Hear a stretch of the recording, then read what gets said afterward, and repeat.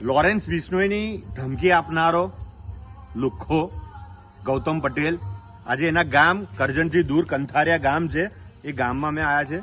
એ ગામમાં એક અંદર ઘરોમાં એનું જે ઘર છે ત્યાં પણ ગયા. ઘરના પરિવાર નથી, આજુબાજુના લોકો એને ગાળો આલે છે. સંપૂર્ણ રીતે ઘરમાં તમામ લોકો ગાળો આપે છે. તો પહેલા કોઈને ગાળો આલતા પહેલા, કોઈને ધમકી આલતા પહેલા છે ને વિચારી લેવાનું કે સામેવાળો કોણ છે. અમે ભાજપના વિરુદ્ધ બોલીએ છીએ, સરકાર વિરુદ્ધ બોલીએ છીએ, તો અમે કોઈનાથી બીતા નથી.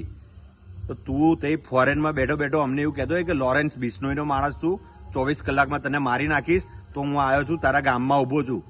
આય, આને મર્દાનગી કહેવાય. અને તારું એડ્રેસ તો ફોરેનનું પણ મળ્યું ને તો અહીંયા હું પહોંચીશ. યાદ રાખજે, છોડવાવાળો નામ સ્વેજલ વ્યાસ નથી. ગમે તે રીતે તું તારી ગણતરી કર લે ભાઈ. ફેસ ટુ ફેસ હવે વાત થશે, જે થશે.